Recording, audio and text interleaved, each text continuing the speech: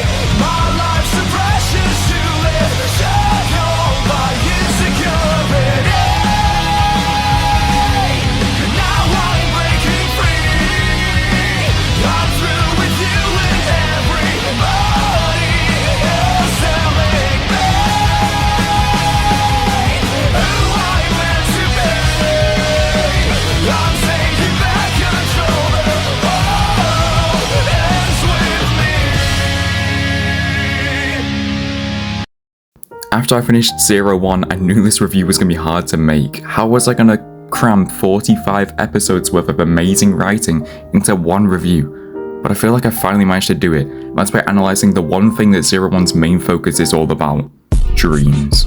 A dream is an unrealistic expectation to aim for, something to keep a person moving and pushing along. But what if someone finally achieves that dream? What if that dream's halted? What if you don't have a dream? This is just a mild coverage of what Kamen Rider 01 tries to cover itself, and I think that's really amazing. With characters like Fuwa, Yua, and the main one, Aruto Hayden, the guy all about dreams himself. What if you achieve your dream? What if something stops you? What if it makes it impossible to get that dream? What if the dream changes? That's what I'm going to talk about in today's video. Do not watch this review if you've not seen Kamen Rider 01 or if you plan on watching it, because this will be full spoilers. That's your warning. Aruto Hayden's first dream is to make people smile. This was with his comedy, but when that career falls down the drain due to the humor gear situation, it suddenly becomes a lot harder to achieve his dream. However, after his granddad dies and the keys to Hayden intelligence are placed into his lap, his dreams are halted, with it seemingly becoming impossible to make people smile as a corporate overhead. Despite this, however, he still tries to crack jokes and make people smile along the way. However, after he sees how amazing humor gears can possibly be, just like his dad was, his dream starts to slowly shift. It goes from making people smile to making humor gears be respected, have a heart, show them the truth, what it means to be human.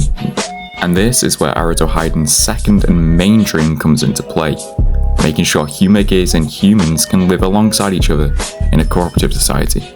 However, with the attacks of Metabotionrai.net, this suddenly starts to become a harder task than is initially expected, with humans looking down on humor gears because of the recent attacks.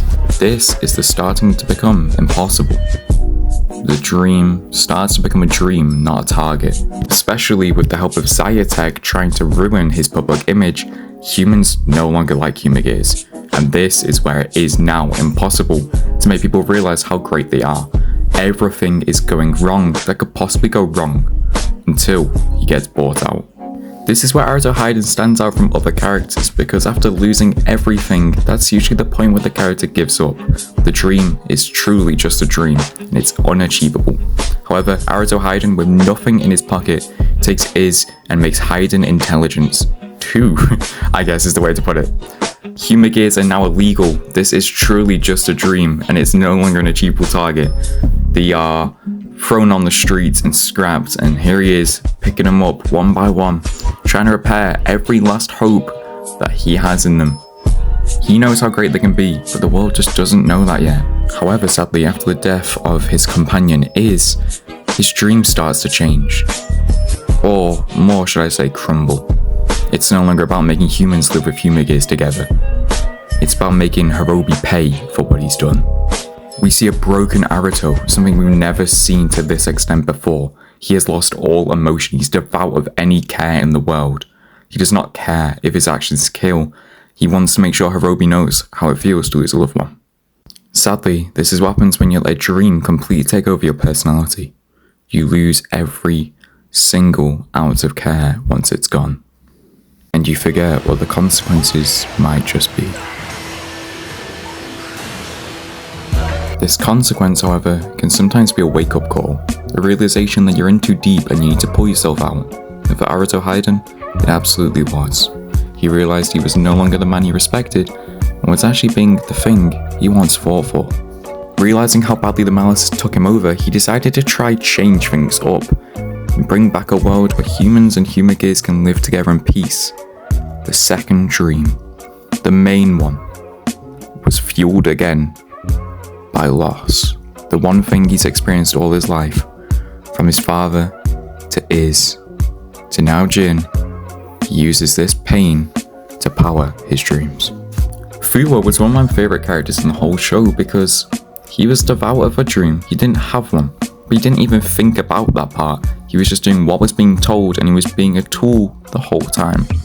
Every time he was told it, he hated the truth. He didn't want to face it, but after a wake-up call, he finally did, and he broke free. Sadly, however, this did take a painful toll on his emotions, as he had to learn the truth that everything he knew was a lie. However, instead of breaking and completely collapsing and giving up and joining the dark side, he takes responsibility to accept his powers and use his unique abilities, initially rooted in hatred and vengeance, to protect others, instead of being a weapon or succumbing to negative emotions, especially not becoming a tool to be used. Yaiba was also in the same situation. She didn't have a dream, but that wasn't important to her. She didn't want to focus on that. She wanted to ignore the fact that she was also a tool. She could not break free. Deep-rooted need was there.